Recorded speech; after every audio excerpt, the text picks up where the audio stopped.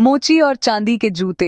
एक मोची की दयालुता से मिली रानी की क्षमा राजधानी से कुछ दूर पहाड़ियों और पुराने आम के पेड़ों के बीच बसा था एक छोटा सा गांव, सोनपुर।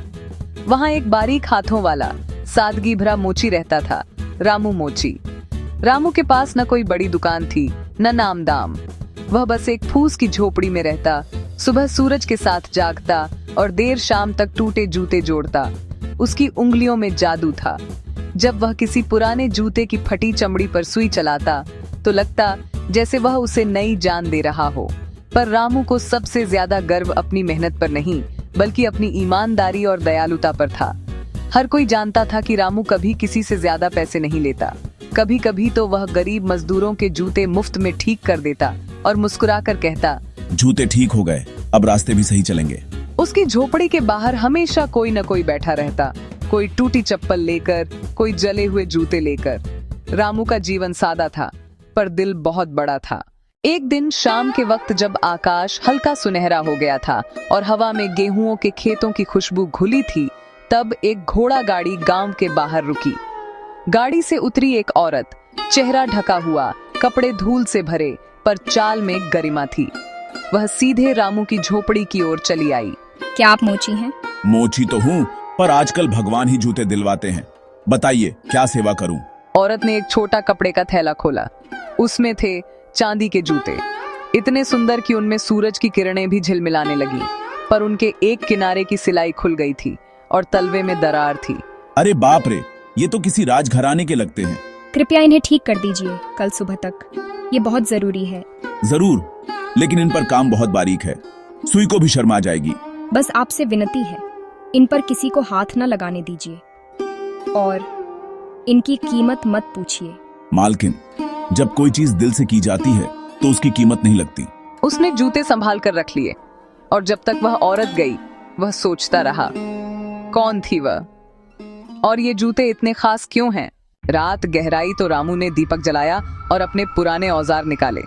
सुई, धागा, मोम, चमड़ा, सब कुछ व्यवस्थित रखा। जब उसने चांदी के जूते की सिलाई खोली तो उसके अंदर कुछ चमक उठा। रामू ने ध्यान से देखा, एक छोटी मोती की अंगूठी फंसी हुई थी जिस पर खुदा था रानी सुरमाला। रामू का दिल धक धक करने लगा। रानी सुरमाला मतलब ये जूते खुद रानी के हैं? उसे याद आया, पिछले महीने दरबार में एक चोरी की खबर आई थी। रानी के चांदी के जूते चोरी हो गए थे और महल में कई नौकर बंद कर दिए गए थे। रामू ने दीपक की लौ धीमी कर दी। वह सोचने लगा, अगर ये वही जूते हैं तो वो औरत कौन थी, चोर या किसी की दूत? सच कुछ भी हो, मैं झूठ का साथी नहीं बन सकता। लेकिन उसने मुझसे भरोसा किया था, क्या मैं उसका रहस्य खोल दूं? वह सारी रात सोचता रहा। बाहर हवा चलती रही, दीवारें चरमराती रहीं और दीपक की लौ कांपती रही। सुबह हुई, सूरज की पहली किरण ने झोपड़ी के अंदर झांका। रामू ने जूते पूरी ईमानदारी से ठीक कर दिए, चमकाकर रख दिए जैसे नए हों। लेकिन दिल में हलचल थी, क्या मुझे ये रानी को लौटा देने चाहिए या उस औरत को देना चाहिए जिसने भरोसा किया? राजमहल के सिपाही कोई भी बाहर न जाए। रामू घबरा गया। उसने झोपड़ी का पर्दा हटाया। सिपाही पूरे गांव में खोज कर रहे थे। जिस किसी के पास चांदी के जूते मिले वह तुरंत सौंप दे, वरना दंड मिलेगा। रामू के हाथ कांप उठे। उसने जूते कपड़े में लपेटे और बाहर निकल आया। मालिक, ये शायद वही जूते हैं जिनकी आप बात कर रहे हैं। सिपाही ने झट से जूते छीन लिए। मंत्री ने जूतों को देखा, फिर आश्चर्य से पूछा, कहाँ से पाए ये? रामू ने सारा सच बताया, कैसे एक औरत आई, कैसे उसने मरम्मत करवाई और कैसे उसने भरोसा किया। वह औरत खुद रानी थी। रामू स्तब्ध रह गया। दोपहर तक महल से संदेश आया, रानी सुरमाला स्वयं रामू से मिलना चाहती हैं। गांव में हड़कंप मच गया। लोग कहने लगे, अब तो रामू को सोने का इनाम मिलेगा। कोई बोला, नहीं रे, शायद जेल जाएगी वो औरत। रामू चुप रहा। उसके मन में सिर्फ एक सवाल था, क्या रानी ने सच में चोरी की बात छिपाई थी?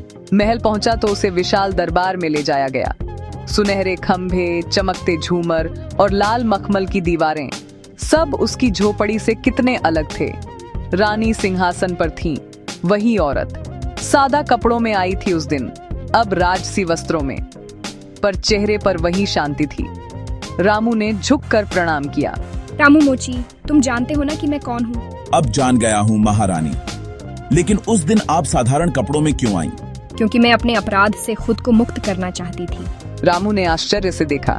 रानी ने बताया, कुछ महीने पहले मैंने एक गरीब दासी को बिना सुने दोषी ठहराया। उसी रात मेरे ये चांदी के जूते गायब हो गए।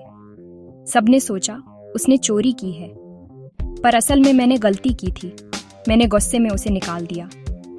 जब मैं पछताने लगी तो मैंने उसी की खोज में साधारण वेश में निकलना तय किया। रास्ते में मेरे जूते टूट गए और मैं तुम्हारे पास आ गई। रानी की आंखें नम थीं। मैं देखना चाहती थी कि इस देश में अब भी कोई ईमानदार आत्मा बची है या नहीं, और मुझे तुम मिले।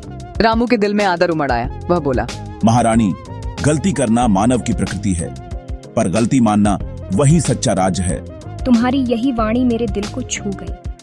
मैं उस दासी को खोजकर वापस लाऊंगी और तुम्हें महल का प्रमुख जूता निर्माता बनाऊंगी। कुछ दिनों बाद पूरे राज्य में घोषणा हुई। रानी सुरमाला ने अपनी भूल स्वीकार की। निर्दोष दासी को सम्मान पूर्वक महल में वापस लाया गया और उसी दिन दरबार में एक समारोह हुआ। रानी ने सबके सामने रामू को चांदी के जूतों की एक नई जोड़ी भेंट की। उन्होंने कहा, इन जूतों की असली कीमत सोना या चांदी नहीं, बल्कि उस मोची का दिल है जिसने इन्हें ईमानदारी से लौटाया। रामू ने जूते अपने माथे से लगाए और विनम्रता से कहा, महारानी, ये तो आपका करुणा का प्रतिफल है। मैं बस एक मजदूर हूँ जिसने अपना काम किया।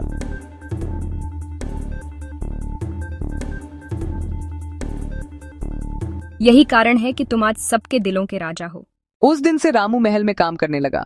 वह अब भी वही साधारण कपड़े पहनता, वही मुस्कान रखता और हर किसी को याद दिलाता, दयालुता कभी छोटी नहीं होती। वह चांदी के जूतों की तरह चमकती है, चाहे धूल में क्यों न गिर जाए। उस कहानी को सुनकर गांव के बच्चे कहते, रामू काका, अगर हम भी सच्चे रहें तो क्या रानी हमें भी देखेगी? रानी नहीं तो भगवान जरूर देखेगा। याद रखो, ईमानदारी और दया वो चांदी के जूते हैं जो हर कदम को रोशन करते हैं। सच्चाई और दयालुता कभी व्यर्थ नहीं जाती। जब हम दूसरों के प्रति करुणा और ईमानदारी दिखाते हैं तो वही हमें सबसे बड़ी क्षमा और सम्मान दिलाती है।